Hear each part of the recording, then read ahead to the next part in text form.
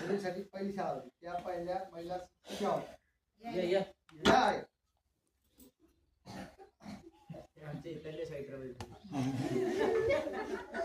त्यानंतर आपल्या शाळेचा विद्यार्थी सोहम संतोष काटकर. व्हिडिओ करा.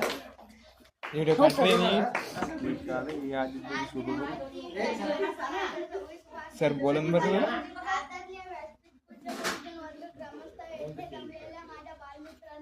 आज मी तुम्हाला सावित्रीबाई यांच्याबद्दल जे 2 शब्द सांगणार आहेत ते आपण शांतपणे ऐकावे ही नम्र विनंती. आज 3 जानेवारी 2024 आपण क्रांतिज्योती सावित्रीबाई फुले यांची जयंती साजरी करीत आहोत. सर्वप्रथम सावित्रीबाई फुले यांना माझे त्रिवार वंदन. सावित्रीबाई फुले या भारताच्या पहिल्या महिला शिक्षक होत्या. यांचा जन्म 3 जानेवारी 1831 रोजी नायगाव येथे झाला. सावित्रीबाई आणि महात्मा फुले यांनी पुण्यात मुलींची पहिली शाळा काढली. यांनी समाजातील गोरगरीब व भिक्षांच्या जीवनात